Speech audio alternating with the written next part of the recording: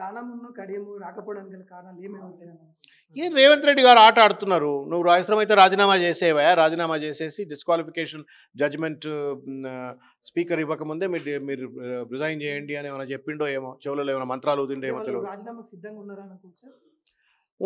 అసలు వాళ్ళ మనసుల్లో ఏముందో నాకు తెలియదు. But how do you visualise, మీరు చెప్పండి, ఏమి ఇన్ఫర్ చేస్తారు? మీరు ఒక పార్టీలో గెలిస్తే ఇంకో పార్టీలో ఎంపీగా పోటీ చేసిన తర్వాత నిర్- ఆ, బహిర్గతంగా మీరు డిఫెక్ట్ అయినట్టుగా చట్టం ప్రకారంగా దోషిగా నిలబడ్డ తర్వాత మీరు ఇంకా నోటీస్కు రెస్పాండ్ కావట్లేరు, స్పీకర్ నోటీస్కి రెస్పాండ్ కావట్లేరు అంటే దాని ఉద్దేశం ఏంది?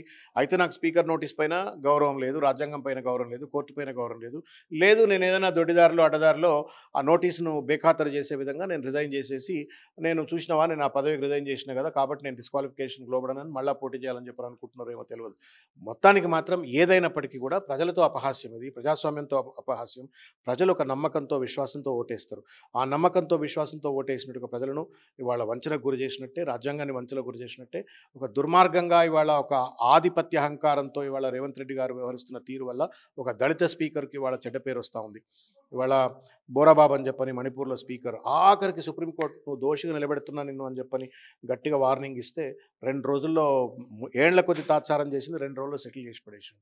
ఇవాళ అటువంటి బలీయమైన పరిస్థితి గడ్డం ప్రసాద్ గారికి ఎందుకు రావాలా? Is a great man, good man, మంచి మానవత్వం కలిగిన వ్యక్తి, ధర్మం కలిగిన వ్యక్తి. ఆ వ్యక్తిని ఇవాళ రేవంత్ రెడ్డి గారు ఇవాళ అపహాస్యం అయ్యేటట్టుగా, నిందితుడిగా నిలబడేటట్టుగా, దోషిగా నిలబడేటట్టుగా ఇవాళ స్పీకర్ గారిని ఇవాళ అవమానపరుస్తూ ఉన్నాడు.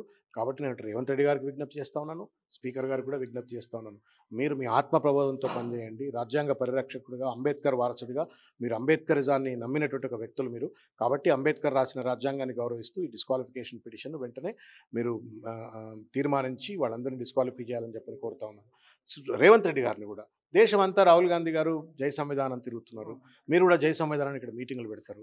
మరి 10th షెడ్యూల్ మీరే కాన్స్టిట్యూషనల్ అమెండ్మెంట్ చేసి ఆటోమేటిక్ డిస్క్వాలిఫికేషన్ అని చెప్పని మీరు మేనిఫెస్టోలో మీరు వాగ్దానం చేస్తారు, డిఫెక్షన్స్కి వ్యతిరేకం అని చెప్పని మీరు ప్రచారం చేస్తారు.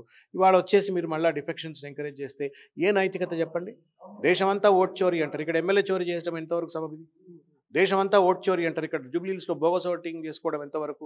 అంటే మీకు రాజ్యాంగం మీద గౌరవం లేదు, ప్రజలకు ఇచ్చిన వాగ్దానాలపైన గౌరవం లేదు అన్నట్టుగా రేవంత్ రెడ్డి గారు వివరిస్తూ ఉన్నారు. ఆయన సరళి కూడా మార్చుకోవాలా.